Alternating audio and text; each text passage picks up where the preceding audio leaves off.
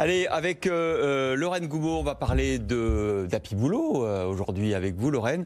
La liberté, c'est ce qu'a promis Édouard Philippe aujourd'hui, le retour à la liberté et à la normalité.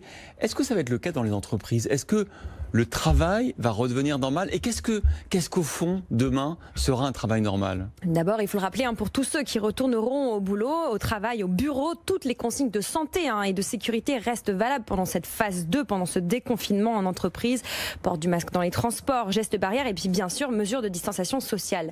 Deuxième point, le nouveau normal, c'est le télétravail qui reste la règle et le retour dans les locaux de l'entreprise, l'exception lorsqu'il ne peut pas être fait autrement pour des raisons objectives dont, on le rappelle, l'employeur doit pouvoir justifier en cas de contrôle. Le télétravail, on est nombreux à avoir testé cette forme de télétravail de manière intensive pendant les mois du confinement.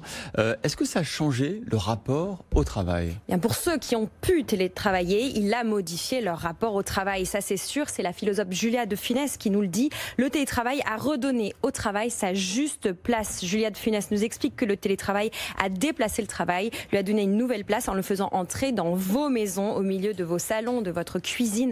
En entrant chez nous, en se domestiquant, le travail n'est plus en dehors de la vie, mais bien mêlé, mélangé au foyer. Et c'est bien le signe que la vie reprend toujours le dessus. Le travail est devenu une activité comme les autres, comme le devoir des enfants, comme le fait de faire la cuisine 3 fois par jour. Un nouveau normal, donc oui, adopté par 40% des Français pendant le confinement, chiffre de l'Association nationale des DRH, alors que la pratique peinait à s'imposer dans notre pays, moins de 15% télétravaillés avant la crise sanitaire.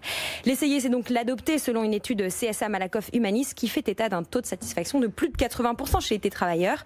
Mais satisfaction ne veut pas pour autant dire bonheur. Est-ce qu'on est plus heureux, justement? Non, nous dit toujours Julia de Funès, mais beaucoup préfèrent le télétravail car il offre plus de confort, une certaine liberté, notamment car il supprime cette contrainte du transport, que ce soit le transport individuel ou les transports en commun, toujours source de stress et partout en France. Mais on n'est pas plus heureux, pourquoi? Parce qu'il y a un télescopage entre la sphère privée et la sphère professionnelle qui est stressant, source de stress. On a du mal à différencier nos identités. On est plus libre donc, mais pas plus heureux.